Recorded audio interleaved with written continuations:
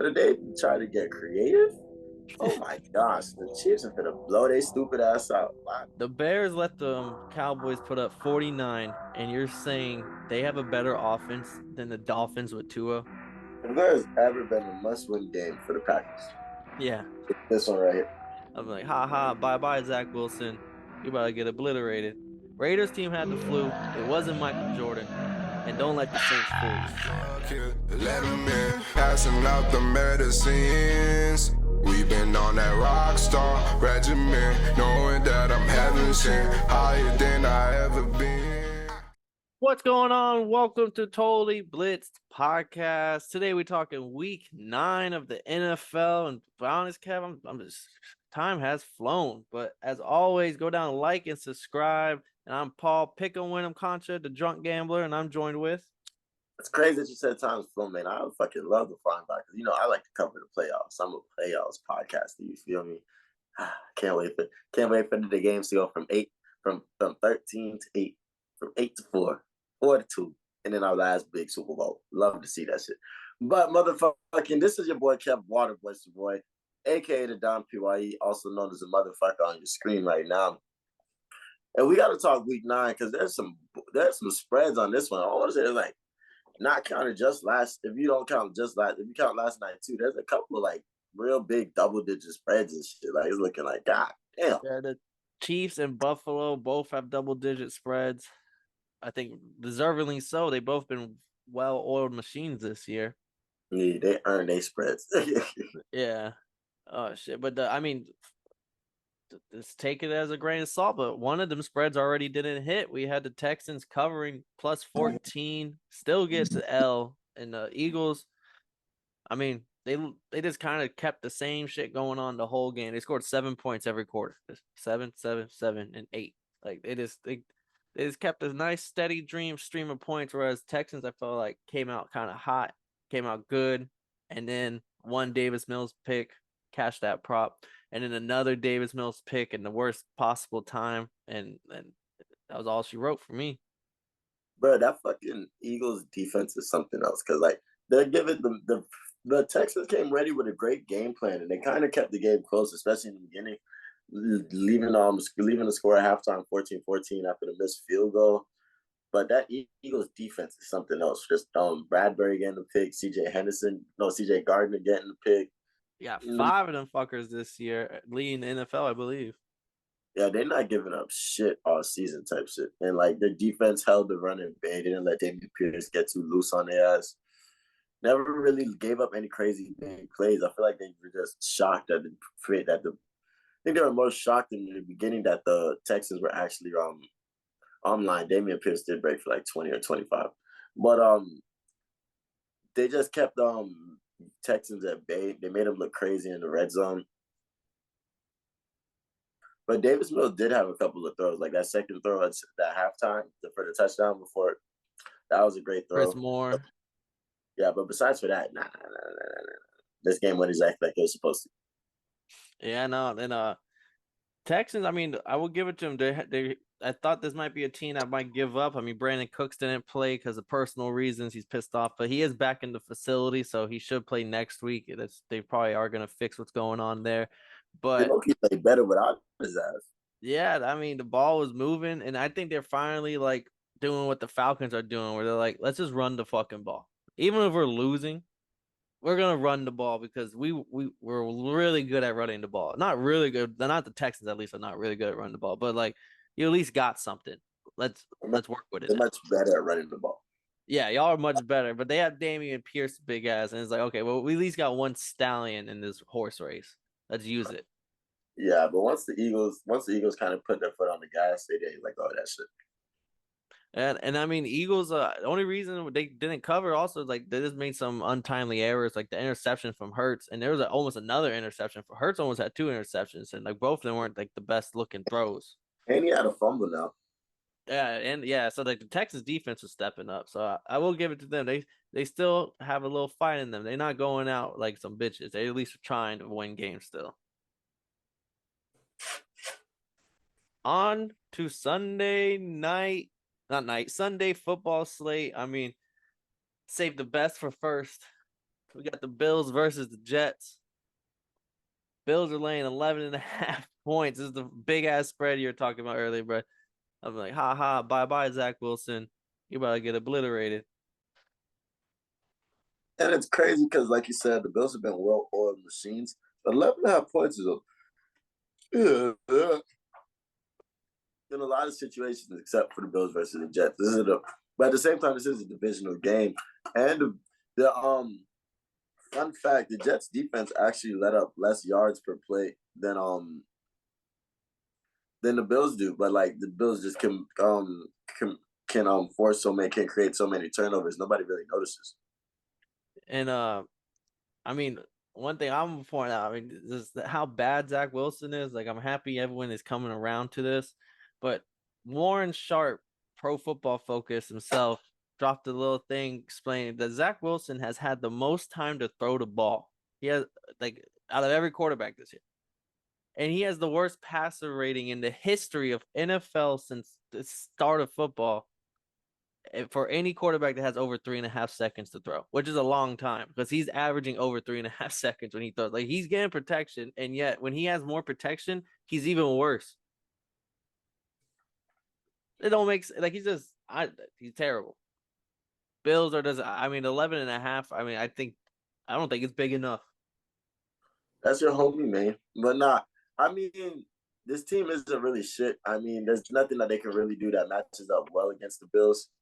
But 11.5 points, I seen like a couple podcasts they was taking the Jets, like the sports gambling podcast took the Jets. And I was just like, that's interesting. I really don't trust the Bills to cover on 12. Without Brees Hall, I just can't see this Jets team making any big splash plays and stuff like that. I will say I do have a prop for the Jets, and it's actually a positive prop. Got an over for them. Tyler Conklin over 3.5 receptions. I just think that's the tight end. I think you're gonna be down this whole game. They're gonna see a lot of throwing the ball. And Zach Wilson as his quarterback, he's gone over 3.5 catches 2 out of 3 games so far this year. And he's just a safe play. Like, those quarterbacks that can't get shit going, they usually dump it off to the tight end. I like that one, but I like this Jets defense to make some noise in this game to just show that, like, yo, I understand we're not the better team, but we're not pushovers. See, I am worried about a Josh Allen interception because I do give Jets defense their credit. Sauce Gardner's legit and all that. I don't think Gardner's going to be enough for Diggs, but we'll find out. That'll be a fun little matchup to watch. Yeah. Next game on the slate, Vikings are going to Washington to play the Commanders, who looking like a little scrappy dog now. Vikings are laying 3 points. How do you see this one going, Kev? This is actually funny because I'm pretty sure I got a notification about the Washington Commanders owner. Oh, Dan Snyder, yeah, he's selling the team, but also Washington's team is like the FBI is getting them or something. Like, they're getting some federal shit going on about their 2 books. That's actually funny. I can't find it right now, but I'm pretty sure they got to a point where they considered him. They found the foul play or some shit like that. I could be tripping up, but and they said that Jay-Z and Jeff Bezos is looking into joining collaborating on a park ownership group for the commies, and I'm just like, oh, well, I wonder what they're gonna change them boys to, because like they just got changed to the Commanders. I feel like they can get changed again. Someone said if Bezos gets them, they better call them the Prime, Washington Prime. Oh, that's genius. Yeah, I was like, that'd be kind of fire. I'm not gonna lie. I don't know what the fuck their logo would be, but that'd be fire. It better be Optimus fucking Prime. That's the first thing I thought about. Oh yeah, but onto this game though. The Vikings are 6-1, and people are talking shit like they're the worst 6-1 team they've ever seen, and I don't understand it. I understand Jay Jettis, he hasn't really gotten to the end zone much, but nobody in the world would say he's having a bad season. Nobody would ever say he's having a slow season.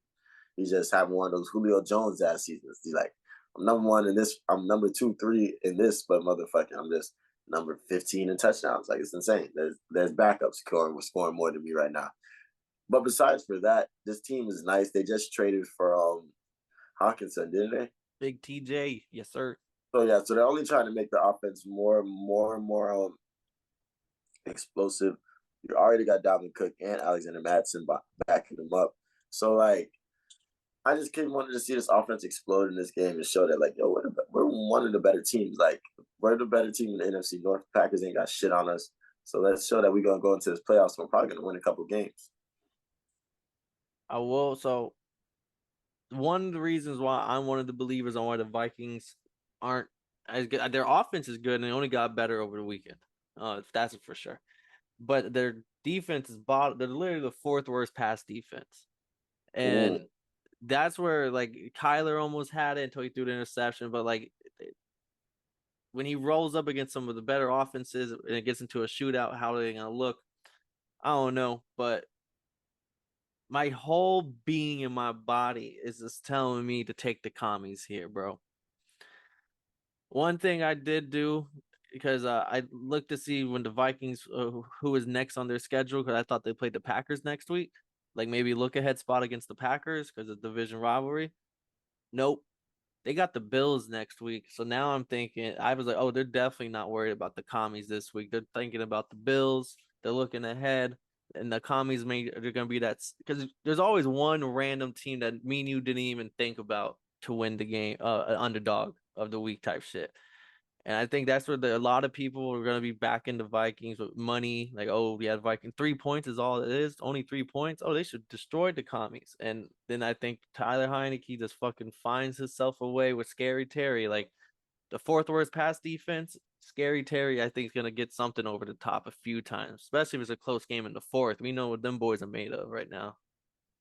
Yeah, I like that, and I think that's a very possible outcome. But just off the ways the Vikings played last week against the Cardinals, it looked like a close game for a lot, but like the Vikings were able to just get a stop. They didn't have to get many stops, but they were get a stop, and the offense was able to capitalize on that.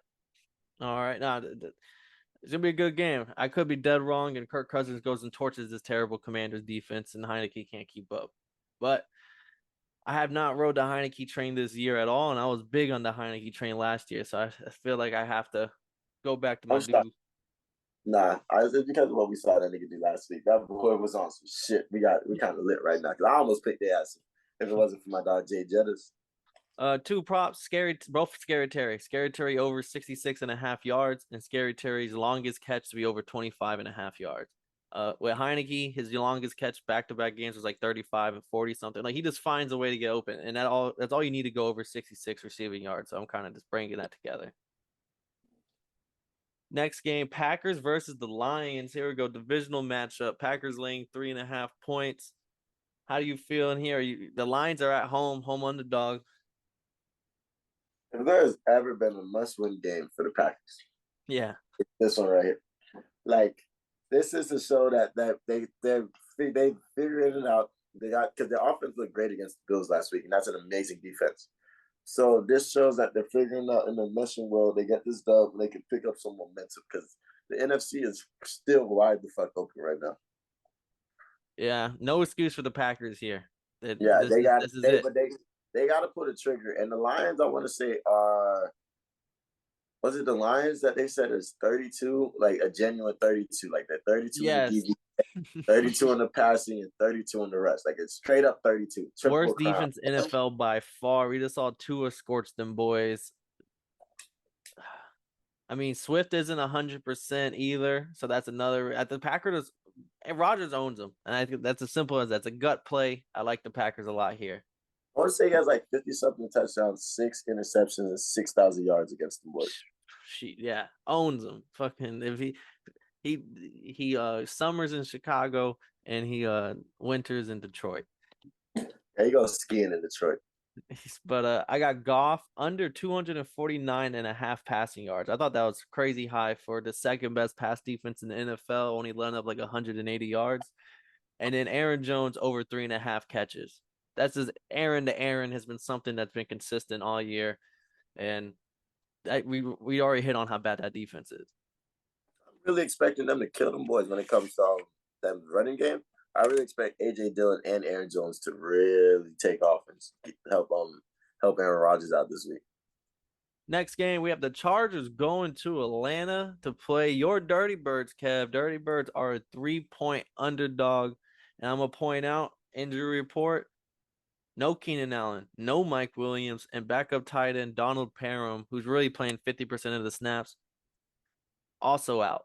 So it's gonna be Herbert, Eckler, and some dudes. And some dude. I mean, I like that Palmer dude. He's pretty cool. Yeah, But Palmer is pretty good, and so is the Carter, Dwayne Carter or something. He's not bad. He's good. So this shows this is a good game for the Chargers because this lets them they're fresh off the bye. They're feeling good and everything. But here's my thing, like they're still hurt as fuck. So on paper, you would usually be scared of the Chargers against the Falcons just because we probably don't match up too well. They have we just let Deontay Foreman score 3 touchdowns on us last week, and they have Austin motherfucking Eckler. So like, there's gonna be I feel like it's gonna be a high scoring game, definitely in the 20s and 30s. But we can win this game like straight up because all we got to do because we have almost 5 running. Cordell Patterson back in practice this week, so we have almost like 5 running backs. If he does that, we're gonna have Cordell Patterson, other Jit, I can't remember his name, Hutley, Greer, Tyler Allegier. Yeah, Algier and Marcus Mariota. So we got like 5 different runners. Like we'll have like a crazy like 5-headed dragon, like motherfucking coming back. No, I'm backing y'all too. So yeah, I'm loving us in this situation. I think if we run the fuck out this fucking ball, control the clock, control the tempo, and limit the mistakes. No fourth quarter interceptions, no overtime interceptions. Let's get the ball and take that bitch down. And they're missing all their receivers, and we've been having secondary problems. But if you look at it, the only player that didn't practice this week was AJ Terrell. And y'all just traded for Rashad Felton. I don't think he's gonna play, but you got the cornerback depth is coming back. And Chargers are the 6th worst team against the run. They're slowly showing their ass like they did last year on like, hey, if you can run the ball, you can beat us. And only thing that scared me was y'all's worst pass defense, but it's getting healthier and they don't have their weapons. So I'm feeling this is a nice juicy dog here at home. Yeah, this is getting good at home, dog. But I want to see it's gonna be a fun game. We're coming off of the momentum, and then we got to play again on Thursday, so it's gonna be a good game. Yeah, I got Drake London under 39.5 receiving yards. They just don't really. They're just not throwing the ball. He's hit so since the first 3 weeks went over every time. Since the Falcons have turned themselves into a full run mode team, he's only in 5 games. He's only gone over once, and he got 40 yards total. So 39.5, I think it seems just about right. Maybe JC is going to be on him, and they're just going to run exploit the weakness. Arthur Smith ain't going to fool around with throwing the ball if he knows he can run it down your throat. And then I'm not sure. I think he's still hurt or just bench because I'm not sure. But then Gerald Everett, the tight end for the Chargers, over 4.5 receptions. Everyone's hurt. He's gonna find him at least 5 times. I like it. Next game, Dolphins going to Chicago to play the Bears. Anytime you say that, I just imagine I see you spelled it D-A, not T-H-E, but D-A. The Bears. Only way to spell it. No rap cap. I mean, there's not much to say about this. The fact that it's only 4.5 is very interesting because that defense isn't letting Justin Fields do anything. I mean, they're not going to throw the ball. I doubt they throw the ball more than 15 times. But they're probably going to try to get the running game established with Khalil Herbert, David Montgomery, and Justin Fields to try to keep you guys on your toes and then score those ugly ass touchdowns with Pettis and what's homie's name? The other receiver Mooney. out there, Mooney. Yeah. Well, we got the 6th best rush defense, so I want to see them try and set up that little run game. Yeah, that's the only thing I can see. They can't set up that run game. Them boys is toast. The Bears let the Cowboys put up 49, and you're saying they have a better offense than the Dolphins with Tua? No, not even. No, not you. I'm just saying about the line. Like, when the line is 4.5, they had the Cowboys at what, like 12 yet last week or some shit like that, and we only get 4.5. You're telling me the Cowboys are just. You're telling me that you think they have a better offense than the Dolphins with Tua with with not just Tyreek leading the league by like a fucking lap, like 200 extra yards, but then Waddle at number 4. Like when we see Laps. Tyreek Hill leads the NFL in passes of 10 air yards or more at 691. Waddle is second at 529. No other receiver has over 500. That's how explosive this offense is right now. And we're just going to blow. The Bears are dead. Like, everyone loves Fields right now because he's looking better and better. And this is just going to be, we might put up 50. That's how confident I'm coming in on this. We're going to have the run game going with Jeff Wilson and Morset. And then we're him with a little play action Waddle, play action Tyreek, a jet sweep Tyreek for 50 yards. Just so we're gonna cook them. I believe it, but I don't know about 50. They have some decent little corners. Waddle over 64.5 receiving yards. This is autoplay. He's gone over it 5 out of 5 games with Tua. No other receiver in the top 10 yards is set at 64.5 receiving yards, let alone the number 4 receiver in yards. But then Mike Gesicki over 2.5 receptions.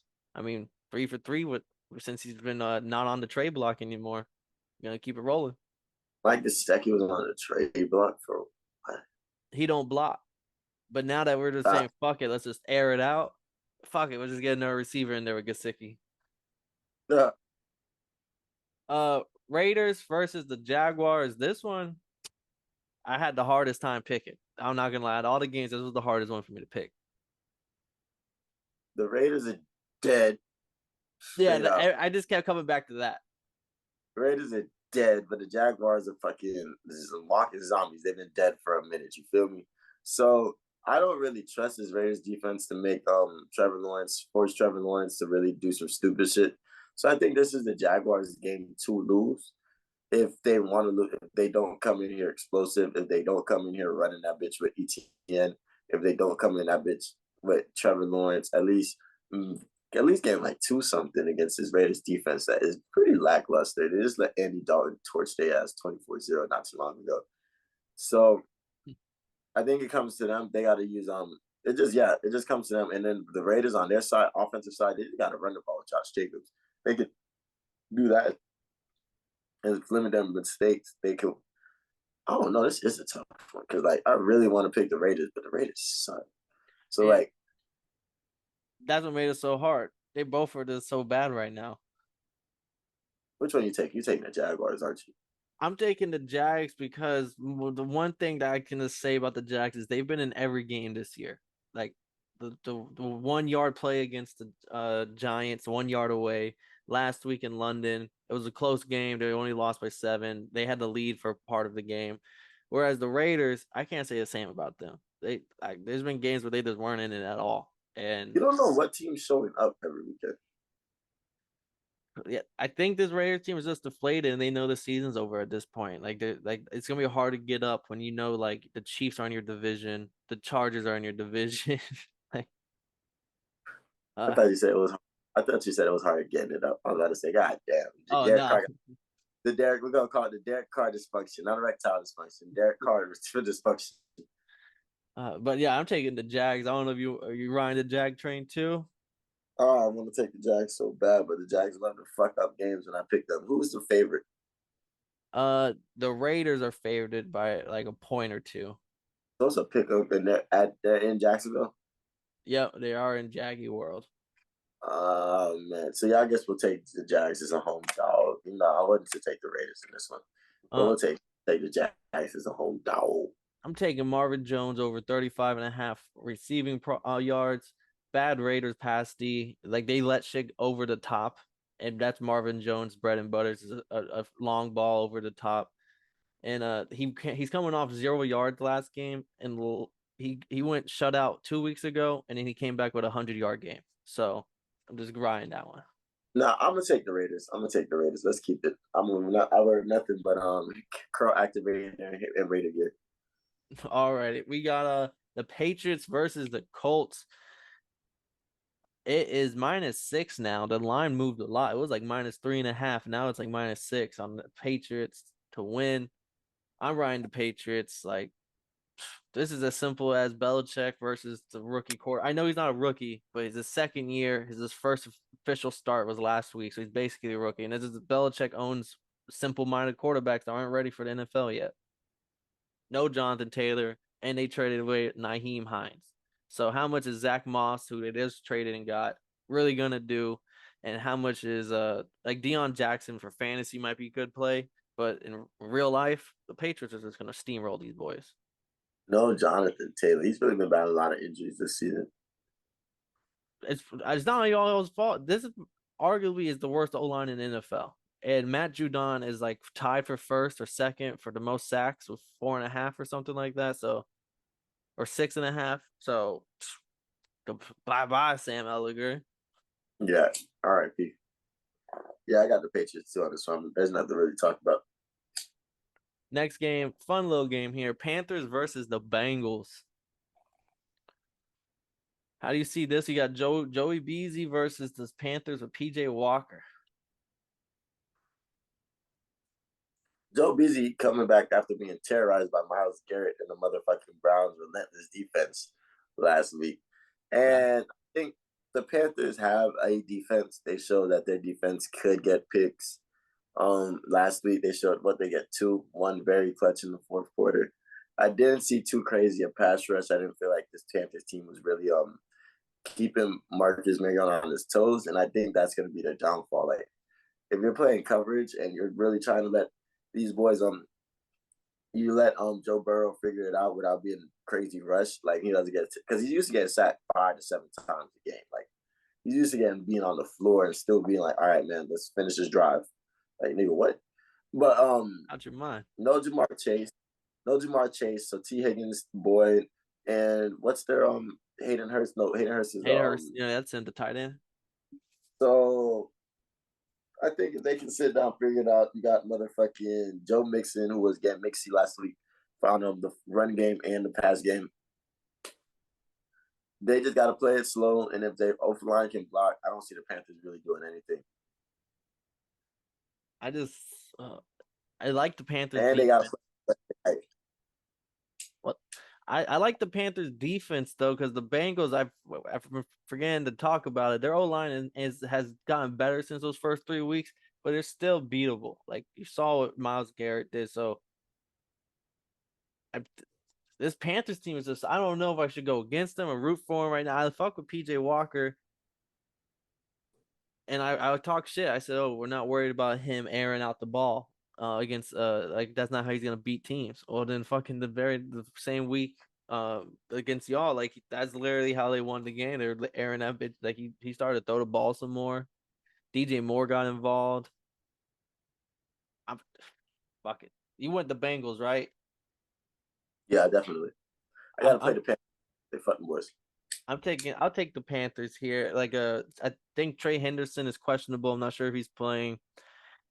And I just don't trust in T Higgins as a number one wide receiver. I said it last week. I'm saying it again. Like I'm taking the under 74.5 receiving yards for him because JC Horn is a really good cornerback. And if he's gonna be shadowing him, I think Tyler Boyd and Hurst might have a good day, but not Higgins. Hey man, Jamar Chase need to hurry up and come back. I got Higgins on my fantasy. Next game on the list here, I think we're finally in 4:00 games. We have the Seahawks versus the Cardinals in Arizona. Cardinals are laying 2 points. They're the favorite here. Seahawks are underdogs again. I fucking hate the Seahawks because I'm gonna pick against them every week, and it sounds. I'm learning that I'm just dumber and dumber just picking these teams against them. Because the Seahawks team showed up. Their fucking Geno Smith is looking like a dog. Pete Carroll is a chess master, like really be able to hype up any quarterback and make them confident in their play. But for some reason, I'm gonna pick against them again. And I'm pretty sure if we check the stats, I'm probably 0-4 when these niggas is underdogs. Like I lost the first week, definitely lost when yeah, they definitely picked a couple teams over them, and I've yet to pick them. But like, number one, this Cardinals team, they got D-Hop, so that's always when they're at their best. I don't know if their defense has turned up at all. Don't even know it doesn't sound like it because the Vikings just dropped 36 on their ass. So I'm going to pick against the Seahawks again, and I'm probably gonna look stupid again. But I'm trusting Kyler Murray and them boys to start figuring it out and start winning in bunches so they can be a force come playoff time. I'm co-signing the Cardinals here. I think a lot of people are going to be picking the Seahawks. They go, they're underdogs again, and you always fade the public when they're making those type of bets.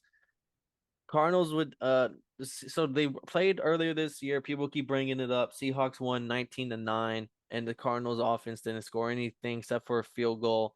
But that was the same game. I don't even remember on the recap. I was coming here bitching about how they got in the red zone 4 times, and they went for it on fourth down 3 of the 4 times, and got nothing out of those drives. So yeah, they lost 19-9, but their offense was able to get into the red zone. Now with D-Hop on the offense back, they're scoring on these trips. They're not, so that's gonna be the difference maker, I think, and that's why I think the Cardinals here a nice little steal for only a 2-point spread. Yeah. I got an over prop for Will Driscoll, the tight end for the Seahawks, over 20.5 receiving yards. Cardinals are the worst team against tight ends this year. Last time they played, 2 of the 3 Seattle tight ends went over 20.5 receiving yards. So that's how easy it is for tight ends to get over this on them. So Rams versus Tampa Bay Bucks. Bucks are the favorite here, -3. Cooper Kupp is banged up, but he will play. He a dog. He's really a machine. He's a dog machine. He's made it in a But lap. man, no, the way it's celebrated, it looks like it. But this team, this is one of those games that looks really good on paper. Last when they made the schedule, and I'm not gonna be with that guy or nothing like that. But maybe last year's schedule, when they made the schedules last year, they made sure not to put the Super Bowl rematch with the Chiefs and Bucks on it. I'm just saying they might have been trying to scheme for the Bucks a little bit and bum ass niggas. How they fucking feel. But I fast forward to this year, we got this Rams defense, this Rams team that just has not looked the best because of all these interceptions, these missed throws. They're just not looking great, and they're just looking like Cooper Kupp is everything they got. So, and this Bucks team's lost 5 of their last 6. Yeesh. Like against bad teams, the Steelers with Pickett and PJ Walker Panthers. And one of those wins was the roughing the passer call with against Tom Brady and the Falcons. So like, I think these 2 teams are both in the same situation. I just think the Rams have a couple more wins than the Bucks. But at the end of the day, this game's gonna come down to like who makes the least amount of who beats themselves the least. And I feel like the Bucks might be able to beat themselves a little bit less than the Rams, but like I wouldn't be surprised if the Rams win this game like 21-17. But yeah, I'm gonna take the Bucks though. Damn.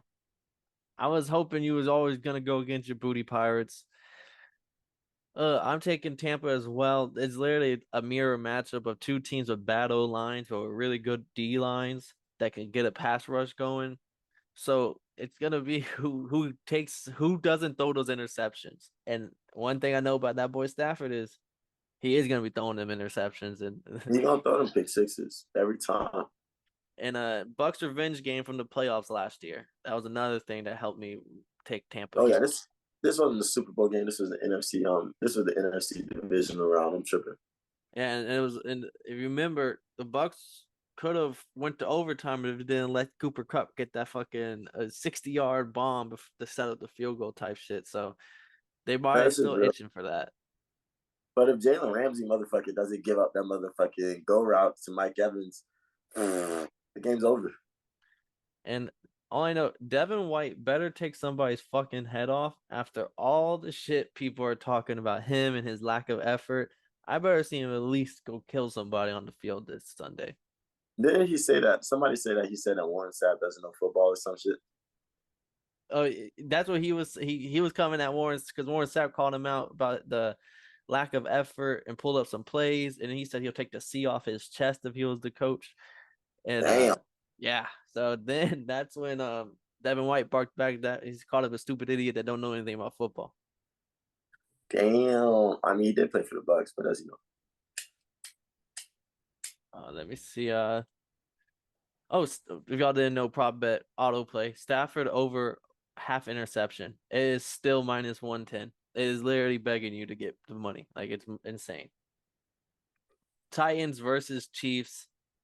Malik Willis is looking like he will play. Tannehill, I just saw that is game time decision with his ankle. So just keep an eye on that. But the Chiefs are laying 12.5 points. This is the other juicy big spread on the fucking to play this week. Where do you see this game going? I mean, if the Titans are smart, they they do the same thing they did last week, less than 10 passes. Let's run this bitch 35 times with just Derrick Henry by itself, and let's get everybody else involved running that motherfucker too. And then they could keep the motherfucking clock running. If they keep this clock running, they can keep the score somewhat close. But if they try to get creative, oh my gosh, the Chiefs are gonna blow their stupid ass out. I mean, Pat Mahomes fresh off a bye, fresh legs. McCole Hardman, Travis Kelce. Oh man, yeah, these Kadarius motherfuckers. Toney is looking like he's gonna play, and he was comped as the next Tyreek Hill coming out of Florida. Juju? I mean, who said that? I watched him play in Florida. I mean, he That was was the nice. analyst just to talk about his shifty, how he can catch a ball on a screen and turn it into something big. I was say cool. I mean, didn't he just play for the Giants and not do that at all? But Well, cool he last year he had that game with 11 catches for like 190 yards, and then he punched somebody and got ejected. And then after that was when we never re-saw from him again. And he was some people saying faking injuries so he wouldn't have to play on the Giants. And that's why they were so willing to just get his ass out for like I don't even know what they got from like a 5th or 6th rounder or some shit. They just fucking take him. interesting. So it But really could yeah, be a turnaround story for his ass if he actually has been healthy this whole time. yeah. So the Chiefs should beat the shit out of them. But if the motherfuckers are smart, they will run the shit out of this ball and keep that clock running so it doesn't look too bad. Yeah, co-signing Chiefs here. They just can't fade them. Over Derrick Henry, 87.5 rushing yards.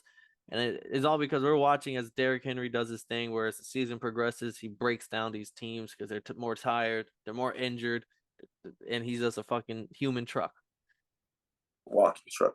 Yeah, so I think they'll keep it closer to 12.5. I'm not, but I still don't think they beat the Chiefs. On to Monday Night Football. We have the Ravens versus the Saints. Baltimore only laying 2.5 points. I mean, I didn't know this until like recently, but I didn't know the Raiders team had the flu. So that's probably maybe a reason why the Saints, because we were big on the Saints defense isn't all that good this year. So maybe that might be why that Devontae Adams is questionable to play for this week also because he's still sick. But like apparently the whole team had the flu. So I'm just gonna say that. So Raiders team had the flu. It wasn't Michael Jordan, and don't let the Saints fool you. And that's how I see this going. So I think the Ravens blow their ass out. The Saints had their high last week, and now it's time to come down. Nah, definitely. I think Andy Dalton's gonna have So James Winston is officially a non-injured backup. Yeah, you used to be seeing him on the sideline with his little clipboard. He back Man, on but his Drew Brees days where he had that clipboard is watching. I'm crying. I mean, I feel like Andy Dalton probably gonna make the better decisions out of the two, so that's why they start his ass. But there's no way in hell the Saints team does something to this Ravens. I mean, the Ravens are missing Rashard Bateman and Mark Andrews. Yeah, they put Bateman on IR. Mark Andrews, he's questionable, but like on fantasy football, they have not touched his projected points. So like I'm thinking, hey, like it seems like all good to go. But even if he's not there, I said it like week 1 or so, like the preseason, like Isaiah Likely was a guy all throughout preseason that they kept talking about. That's gonna find his way on the field. He's so good. And like Andrews went down and he fucking balled out. So I'm not saying he's another Mark Andrews, but I'm just saying they got a dude waiting. I respect it, but yeah, like you said, the Ravens gonna beat the shit out of the boys. I just feel like for some reason his game's gonna be closer than it needs to be, and it's gonna be like the Ravens have to hold off the Saints for some reason. But they just got Roquan Smith. You think he's going to be in the lineup matchup? I'm not sure, depending on how similar the defense is to what the Bears were running, but I'm not 100% sure. I wouldn't be shocked if they throw his ass out there off rip. Maybe just on third downs, like a big third down play here or there. I'd like to see it.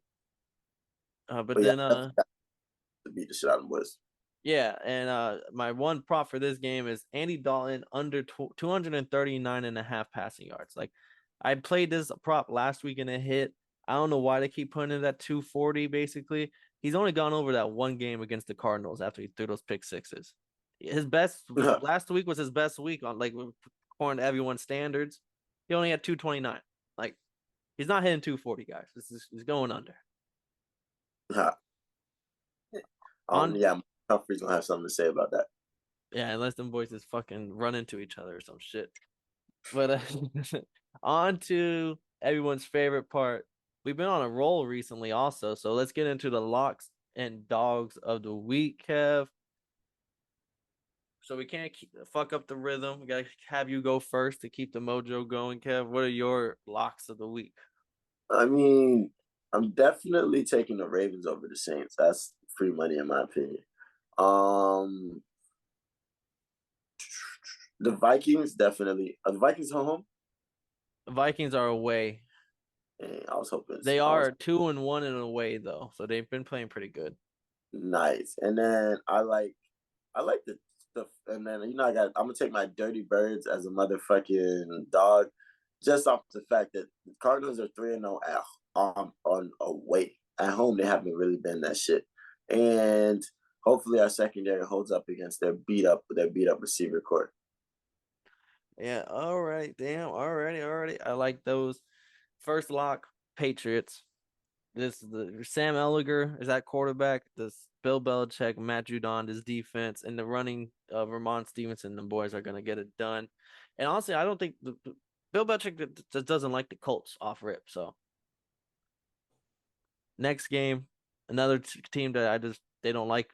He don't like them. The Packers -3.5. Like, give me Packers money line to beat the fucking Lions. Like, we're talking about Jared Goff and the Detroit Lions versus Aaron Rodgers and the Packers. All right, he owns this Lions team. He should get it done. My dog, I could co-sign the Falcons. I could go big dog with the Panthers maybe, but I'm gonna go against the grain. Someone's got to win. Give me the commies at home. Give me a Heineken to celebrate. I think they get it done. They're gonna be that sneaky dog that no one's looking at this week. I think they're coming off a good high. They had a great win last week, but one of us is walking away with some dubs. There we go. I appreciate it. All right, my best bets: Dolphins -4.5. I mean, we saw what the Cowboys' offenses did to the Bears. The Dolphins are just more efficient. They're leading in every statistical category in the passing. And you're telling me that they were going up against one of the worst run games. Oh, we're just gonna be looking on fire, I think. So -4.5, spread's not big enough. Falcons +3, going back to back. Both our teams in the best bets. I think the Falcons they have the formula to beat the Chargers. They suck at they suck at the against the run, and the Falcons will run the ball all game if need be, and they will beat you. Packers -3.5. Like, he just owns his team. Like, I think they win by more. Like, every offense has looked great, and this is perfect time for the Packers to get right. Ravens -2.5. The Saints team is just getting extra juice from the money from the bookmakers, probably because of the fact that they just beat the Raiders 24-0. The Raiders had the flu, boys. Like, the Ravens and Lamar, they're not sick. They're gonna come in here and just run amok in the dome. Okay, is this like official news? Like that the Raiders all had the flu? A lot. So when they came on I didn't know that so they were questionable, and then they still played, but they had illness. That was what they were questionable for. And maybe, down in New Orleans, someone spiked their gumbo. Who knows? It gets shiesty down in the street. They got hit with the pizza. They got hit with the pizza trick. Yeah, but by any means necessary, you got to get that dub on Sunday. Patriots -6. Don't be afraid of this spread. The Colts are starting Sam Ellinger against an elite defense and run by Bill Belichick. There might be a pick six. There might be a fumble. No Jonathan Taylor either. And their backup, Naeem Hines, is traded. It's going to be Deion Jackson. It's going to be some practice squad running backs and a basically rookie quarterback in his second start ever. Against Bill Belichick, who just passed son George Halas for second most wins in all time. Yeah. And for a extra juicy 6 play, I'm feeling shiesty this weekend. Bills -11.5. Fuck the Jets. Fuck Zach Wilson. And fuck what they stand for. The Bills are going to blow the roof off. This is a professional American football league we talking, man. Like, Now what the Jets is running over there on offense. All right. I respect that because I think they're going to get their ass blown out, but I wouldn't have took it. But that rounds out. I got 6 best bets and I think 14 prop bets. So that's 20 bets given out this weekend. Go hammer them, boys. Yeah, that's a lot of bets. That's free money. Tell them. But there's no cut, man. But that's everything, man. Yes, sir. Hey, y'all boys. So I got to get back to motherfucking editing. I got pictures and shit to handle, man. So in the meantime, I need y'all to go ahead, like, comment, subscribe, share, and really enjoy these shits. Go make sure you can get your mind right and figure out what's best for you. Because this has been another episode of Totally Blitz Podcast. We talking week 9 predictions, picks, best bets, everything you need. You feel me? It's gonna be a good week of football. There's a lot of favoritism going on my side. Paul got some dogs barking over there. So we gonna mess with y'all, man. I'm your boy Kev Waterboy Savoy. I'm in this bitch with Paul Pick'em Win'em concert, and we don't mind telling you, and you that y'all some bitches. I got a problem with being problematic. Get the light beam on me, ready for electrostatic. Don't you step into this box if you're not batting. Then my gang got tools.